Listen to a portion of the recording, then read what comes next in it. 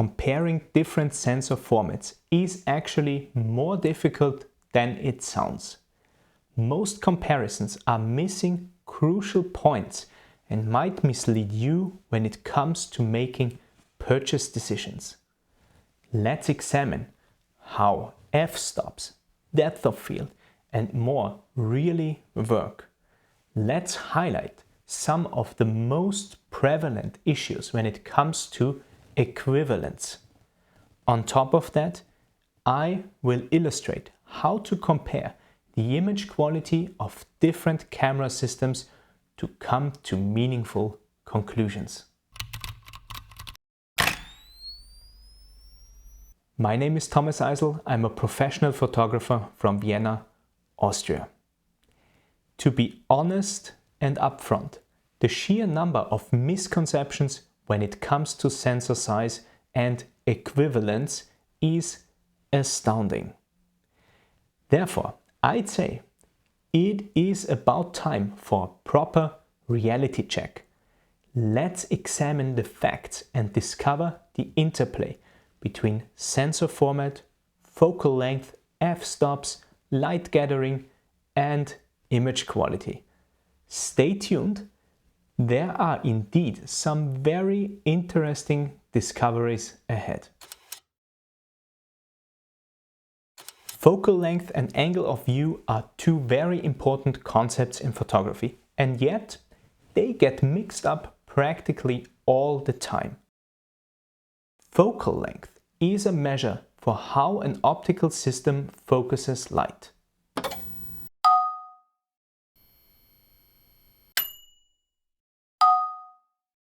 On the other hand, angle of view, sometimes also called field of view, describes the angle range that a lens can image.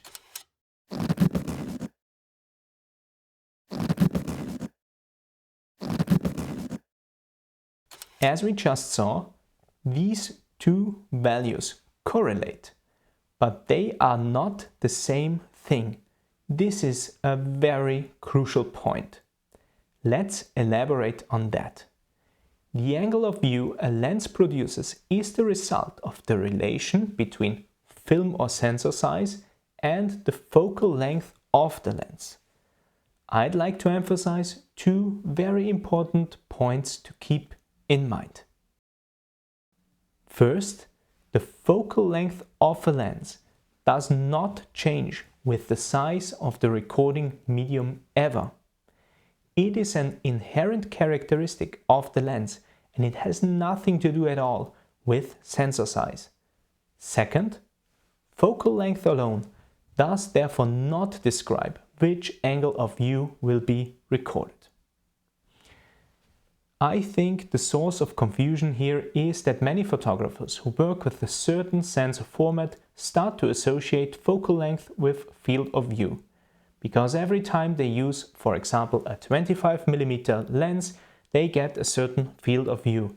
They then start referring to this field of view as 25mm, which is of course incorrect. So strictly speaking, there are no equivalent focal lengths in photography, but only equivalent angles of view.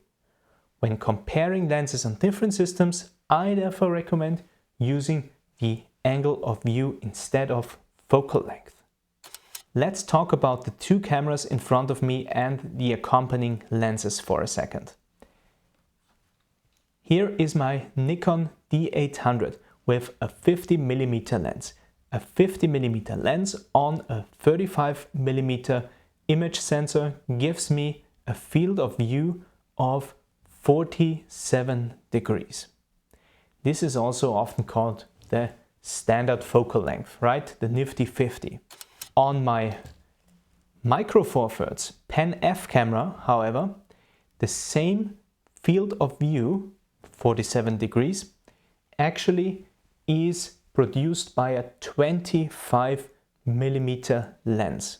So we have two different focal lengths, but we have the same field of view. Of course, the aspect ratio of a Micro Four Thirds sensor is a bit different to that of a full frame camera, but nonetheless, 47 degrees it is. Another two very important yet easy to mix up parameters are aperture and f-numbers. As we will discover, this mix-up is one of the biggest sources of wrong conclusions when it comes to equivalence. The term aperture is used to describe the opening of an optical system. However, we photographers tend to use this term somewhat erroneously for describing the lens diaphragm. For practical photography, the most important metric associated with the opening of a lens is the so-called f-number or f-stop.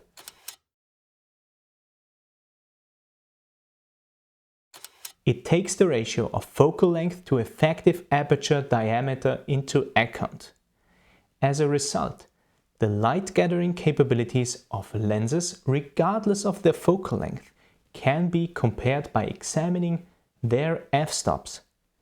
Let me emphasize, every lens with the same f-number collects the same amount of light per surface unit. I can put a lens with an f-number of 1.4 on any camera and it will always be an f1.4 lens. So, strictly speaking, there are no equivalent f-stops in photography. Let's put the bottom line up front. It is practically impossible to match the looks of images taken with different sensor sizes. You cannot get the exact same results that medium format gives you with an APS-C camera, even with an ultra bright lens.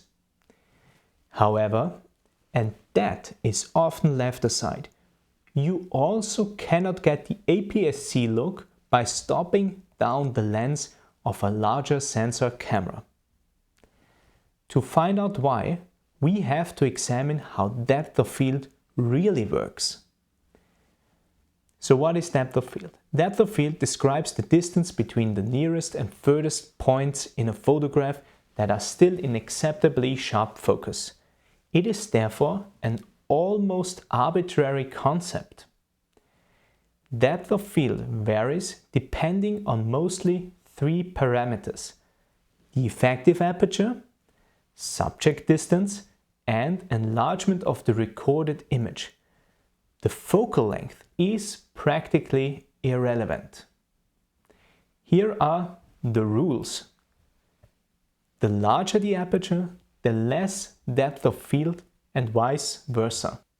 The shorter the focusing distance, the less depth of field, and vice versa. The higher the magnification of the recorded image, the less depth of field, and vice versa. No matter how you twist it and turn it, you cannot match looks on differently sized sensors. And I did not even take near-far distribution of depth of field into account as well. So an important finding is that every sensor format has its unique look and feel. Although tempting, comparing depth of field alone will always be inadequate.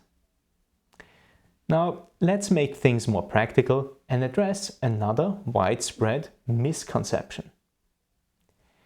It is common knowledge that a smaller sensor, in order to record the same depth of field, requires a shorter focal length than a large sensor and vice versa. So we could assume that the focal length has to do with depth of field, but it hasn't. Comparing two lenses with the same f-number and different focal lengths, the lens with the shorter focal length has a smaller entrance pupil. Here are the two 47-degree f1.4 lenses from earlier. Now we have seen the true reason why a small format camera with a shorter focal length produces more depth of field than a larger format camera with a longer focal length at the same angle of view and at the same focusing distance. it is actually the size of the entrance pupil and not the focal length. Light gathering and sensor size, that's a hot topic. Let's start with a basic yet undeniably true statement. A larger surface is able to gather more light in total than a smaller surface. As photography is about light, we could now assume that a sensor with twice the surface area is therefore twice as good. We could also start trying to find matching ISO numbers to compensate for these differences in light gathering. And then we could even add aperture, depth of field and much more into the mix. Sounds exciting? Well, it isn't. These attempts at finding equivalence, although tempting, are futile and always based on a fundamentally wrong assumption. Let's imagine a hypothetical digital full-frame camera with a high-end lens. Following the logic of twice as big is twice as good, we could now build an exact copy of the same camera lens combination, just twice as big. However, the technical image quality of the bigger camera would not be twice as good. But why?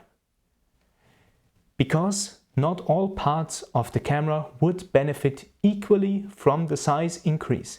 Technology doesn't scale in a linear fashion, and there are many reasons for that. To emphasize this point even more clearly, would you assume that a car twice as big would go twice as fast? Or to stay in the realm of photography, is the image quality of a smartphone 20 times worse than that of a full-frame camera just because it is 20 times smaller? I think we all know the answers to these two rather rhetorical questions. So going back to our two hypothetical cameras, the double full-frame camera would of course outperform the regular sized full-frame camera in terms of image quality. But let's keep in mind that in the real world, no double full-frame camera exists. Therefore, many additional variables come into play. Overall camera and lens design, quality of components, ADC architecture, heat management, to name only a few. This is exactly why small camera systems usually punch above their weight. I'd like to sum everything up with 3 short statements.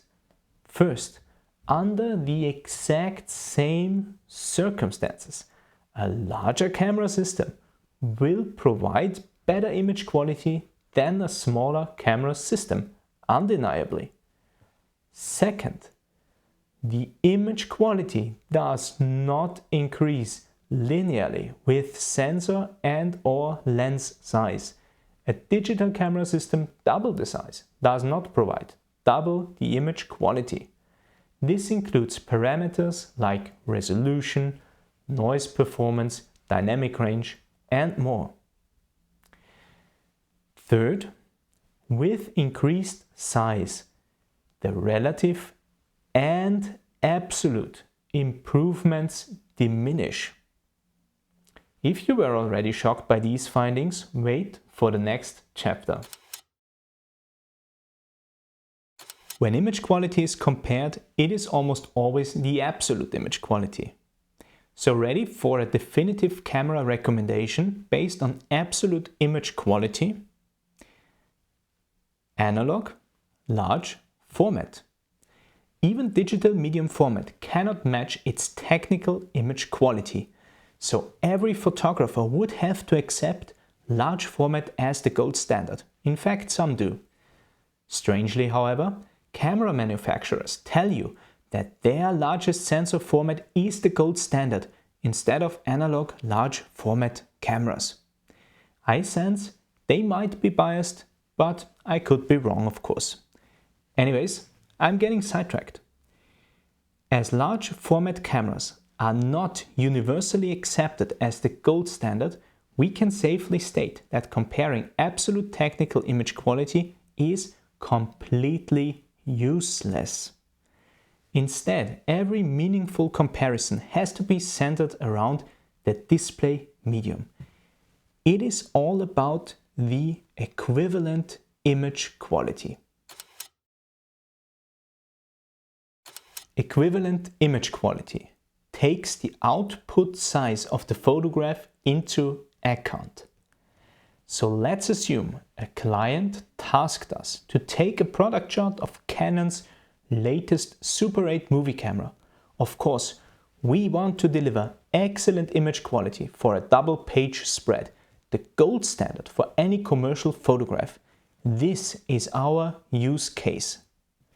Here is the photograph we took in our studio. As you have already guessed, I took the same shot with different cameras using settings that will give an almost identical look and provide the best image quality possible with each system.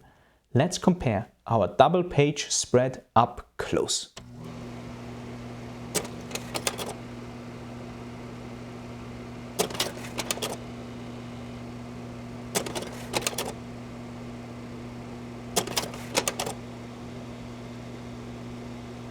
I'd say all these images are almost indistinguishable, right?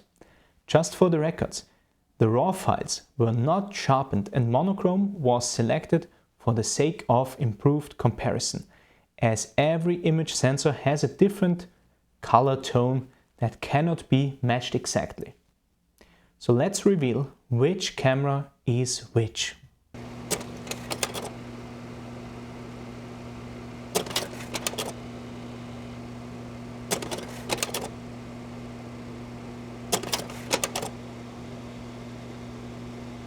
Quite surprising, right? So an objection might be that I did not compare a large enough print size. 2 remarks to address this concern. First, the bigger the print, the further away we stand to examine it. That is why a double page spread is a perfect reference point for meaningful comparisons. And second, I zoomed in way closer than anyone would in real life, therefore mitigating the issue altogether. So how to evaluate these staggering results?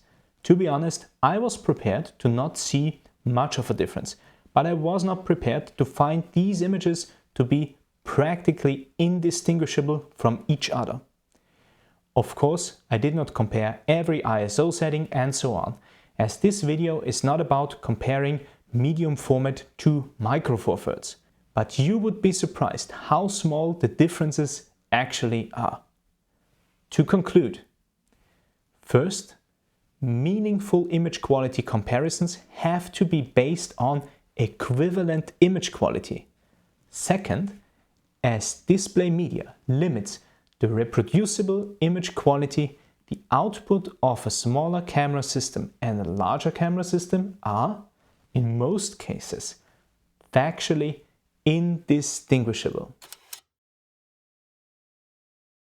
For me, it was really interesting to get down to the facts and challenge my own preconceptions about sensor size, equivalence and image quality. Let me sum up. Equivalence among different recording formats is impossible to achieve. The preference when it comes to the unique look of different sensor formats is subjective. Most contemporary camera systems provide sufficient image quality for all practical purposes. Therefore, the usability of a camera system depends on its size, weight, agility, reliability and flexibility rather than on image quality. Everyone can stop worrying about equivalence and image quality and just get the system that feels best. Thank you very much for watching. In the accompanying blog post, I've compiled all the information as concise as possible, and there you can also download the sample images The link can be found in the description. Please consider subscribing and following me on other social media. See you next time.